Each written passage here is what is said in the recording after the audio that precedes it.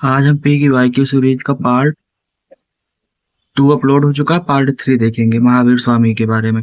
ये उनकी बुक है आदित्य रंजन सर की। जैन दर्शन पर पहली पुस्तक मानी जाने वाली तत्वार्थ दिगम सूत्र किसके द्वारा लिखी गई है? उमास्वती के द्वारा लिखी गई है।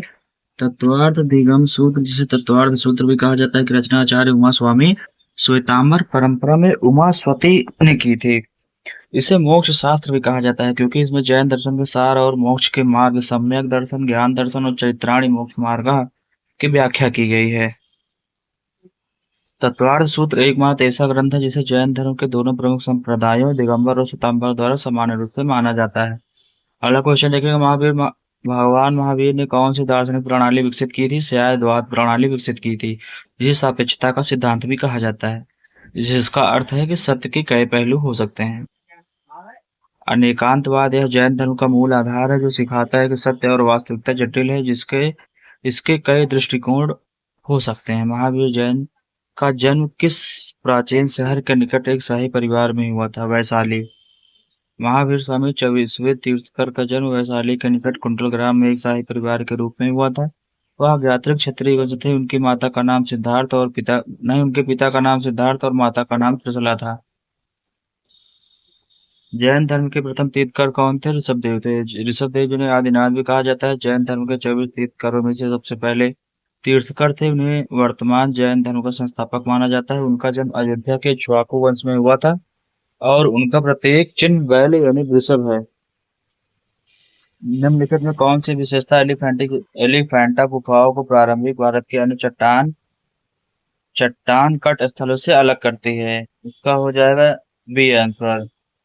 ये गुफाएं सदैव विषय वस्तु पर केंद्रित हैं तथा इनमें प्रकाश और छाया के माध्यम से मूर्तिकला की गहराई दिखाई देती है। इसकी व्याख्या देखते हैं। मुंबई के पास एलिफेंटा द्वीप पर स्थित एलिफेंटा गुफाएं, जो मुख्य रूप से सदैव विषय वस्तु पर केंद्रित है, जहाँ शिव के तीन रूप जैसे त्रिमूर्ति, नटराज और अर्धनारीश्वर की भव्य मूर्तियां उत्कीर्ण है।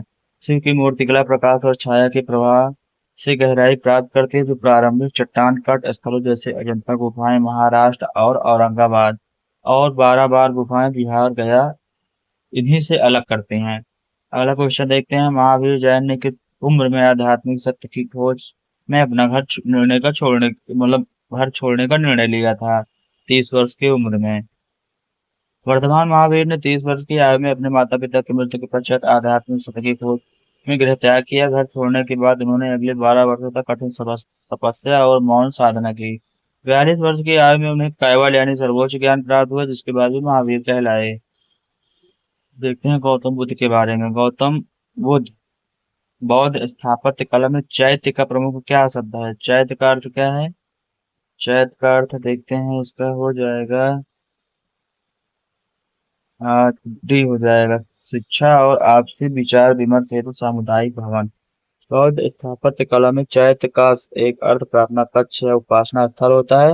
यहाँ बौद्ध भिक्षु और उपासक प्रार्थना करने, धार्मिक शिक्षा ग्रहण करने और आपस में विचार विमर्श करने के लिए एकत्र होते थे। चैत्य आमतौर पर आयताकार होते थे, जिनके अंत में एक स्तूप स्थित होता था। किसके शासनकाल में द्वितीय बौद्ध धर्म सम्मेलन आयोजित हुआ था? कालाशोक के समय में हुआ था। द्वितीय बौद्ध सम्मेलन का आयोजन कालाशोक के शासनकाल में वैशाली में किया गया था। इस सम्मेलन में बौद्ध संघ की पहली बार दो समूह स्थविर और महासंघिक में विभाजित हुआ। द्वितीय बौद्ध धर्म संगीति की अध्यक्षता सब्बा कामी ने की थी, जिसे सर्वकामी कहा जाता है। नेक्स्ट क्वेश्चन देखते हैं। निम्नलिखित में कौन सा गौतम बुद्ध के जन्म का अनुमानित वर्ष सही है? 560 ईस्वी सही है। अधिकांश विद्वान के अनुसार गौतम बुद्ध का अनुमानित जन्म वर्ष 560 ईसा पूर्व माना जाता है, जबकि उनकी मृत्यु 483 ईसा पूर्व तक माना जाता है। गौतम बुद्ध का जन्म लुम्बिनी, नेपाल शाक्य क्षत्रिय परिवार में हुआ था। 29 वर्ष की आयु में उन्होंने गिरफ्तार किया। 35 वर्ष की आयु में बोध गया में ज्ञान प्राप्त किया। अगला क्वेश्चन देखते हैं। बुद्ध ने मानव दुख के मूल रूप से किन दो कारणों की पहचान की? अविद्या और मोह। बुद्ध के अनुसार मानव दुख का मूल कारण अविद्या, ज्ञान और मोह है। बुद्ध के अनुसार वास्तविकता को न समझना ही दुखों का मूल कारण है, जिसे अज्ञान कहा जाता है। मोह या तृष्णा का अर्थ है संसार की नश्वर वस्तुओं के प्रति अत्यधिक लगाव और इच्छा, जो मनुष्य को जन्म, मरण और दुख के चक्र में बांधे रखती है। बुद्ध के अनुसार दुख निरोध गामिनी प्रतिपदा अर्थात अष्टांगिक मार्ग का पालन करके दुख का अंत किया जा सकता है।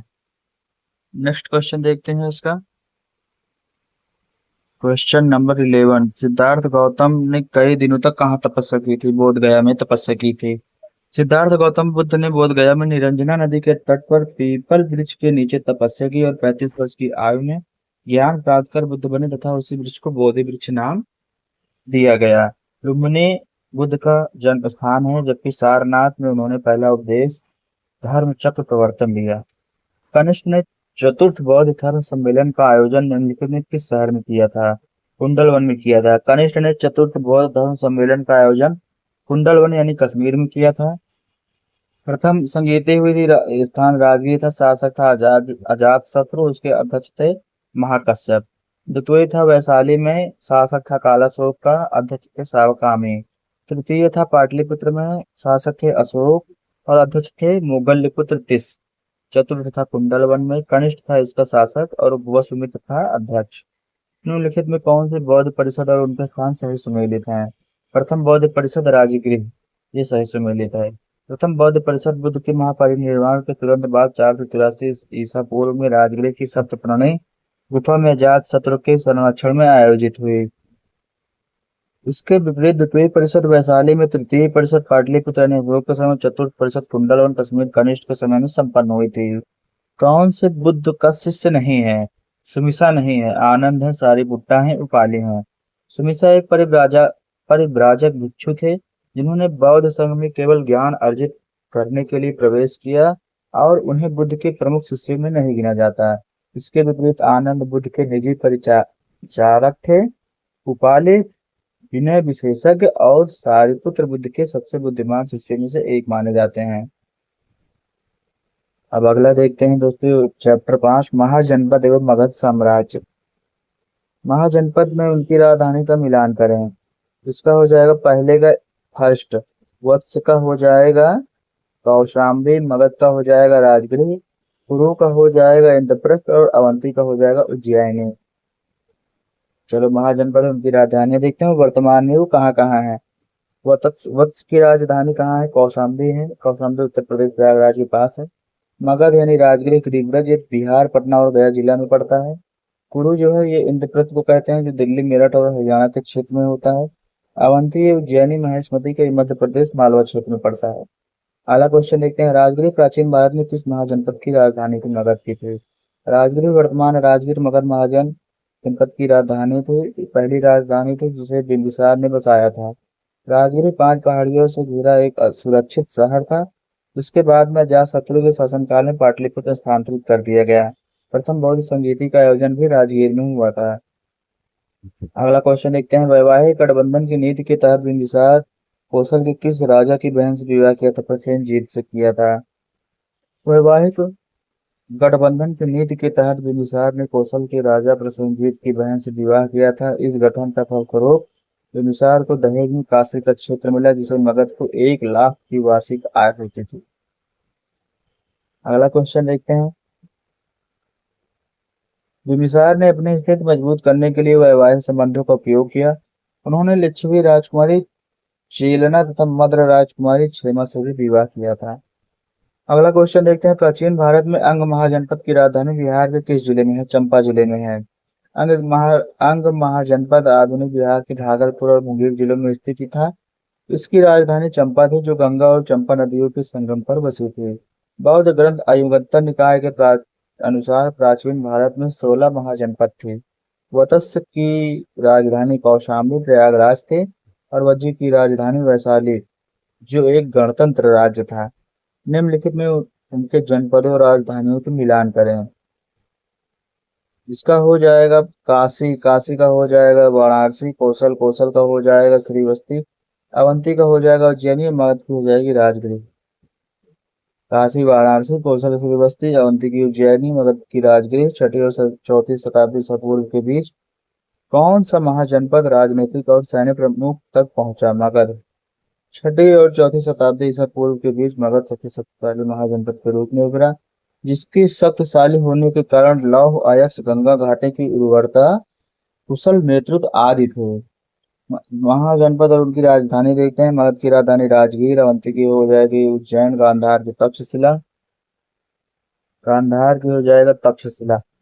अगला क्वेश्चन देखते हैं, शिक्षा का प्रसिद्ध केंद्र तक्षशिला प्राचीन भारत में ये गांधार महाजनपद की राजधानी थी, गांधार की राजधानी थी। अवंती की राजधानी उज्जैनी हो जाएगी और महेशमती दक्षिणी थी तथा कौशल की राजधानी श्रीवस्ती हो जाएगी। देखते हैं नंद वंश के बारे में। नंद के समय में कौन से प्राचीन संस्कृत व्याकरणाचार्य थे? पाणिनि थे। नंद वंश के समय में प्रसिद्ध संस्कृत व्याकरणाचार्य पाणिनि रहते थे, जिन्होंने अष्टाध्यायी ग्रंथ की रचना की। पतंजलि शुंग काल के थे, कालिदास गुप्त काल के और आर्यभट्ट भी गुप्त काल के प्रसिद्ध खगोल शास्त्री थे। नंद वंश के संस्थापक कौन थे? महापद्मानंद थे। महापद्मानंद ने शशनाग वंश का अंत करके मगध के नंद वंश की नींव रखी। धनानंद इस वंश के अंतिम शासक थे, जिन्हें हराकर चंद्रगुप्त मौर्य ने मौर्य वंश की स्थापना की। अशोक मौर्य वंश के तीसरे और सबसे प्रतापी राजा थे, जिन्होंने लगभग पूरे भारतीय उपमहाद्वीप पर शासन किया। हर्यक वंश देखते हैं। निम्नलिखित में किस राजा ने बुद्ध और महावीर दोनों के जीवन काल का शासन मतलब देखा था? अजातशत्रु हो जाएगा।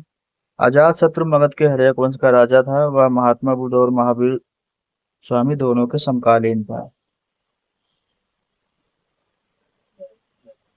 अगला क्वेश्चन देखते हैं, बुद्ध के मृत्यु के तुरंत बाद अजातशत्रु ने ही 483 में राजगृह में बौद्ध संगीति का आयोजन करवाया था। उन्होंने अपने पिता बिंबिसार को कारागार में डालकर सत्ता प्राप्त की थी और मगध का विस्तार करने के लिए रथ, मूसल एवं महाशिला कंटक जैसे आधुनिक हथियारों का प्रयोग किया था। कौशल की राजकुमारी बिंबिसार से विवाह का राजनीतिक महत्व क्या था? कौशल के साथ शांति, यही उसका राजनीतिक महत्व था। बिंबिसार 544 ईसा पूर्व से 492 ईसा पूर्व को कौशल की राजकुमारी कौशल देवी राजा प्रसेनजित की बहन से विवाह के पश्चात काशी का क्षेत्र प्राप्त हुआ और मगध और कौशल के बीच लंबे समय से चल रही राजनीतिक प्रतिद्वंदिता समाप्त हो गई। बिंबिसार ने लिच्छवी राजकुमारी चेलन्ना, उत्तरी सीमा सुरक्षित एवं पंजाब के मध्य देश की राजधानी खेमा से भी विवाह किया था। बिहार में कई वर्षों तक मगध की राजधानी थी। बाद में राजधानी को पाटलिपुत्र में स्थानांतरित कर दिया था।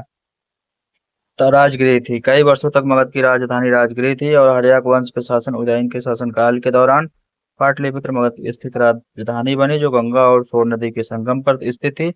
पाटलिपुत्र अपने जल दुर्ग जैसे स्थित के कारण व्यापार और सैन्य संचालन के लिए अधिक राजनीतिक केंद्र बन गया था। दोस्तों, पार्ट 3 कंप्लीट हो गया। कल पार्ट 4 मौर्य काल को लेके आएंगे। वीडियो को ज्यादा से ज्यादा शेयर करें और लाइक और चैनल को सब्सक्राइब करें। डेली इसी तरह आपके पास वीडियो अपलोड होती रहेगी। धन्यवाद।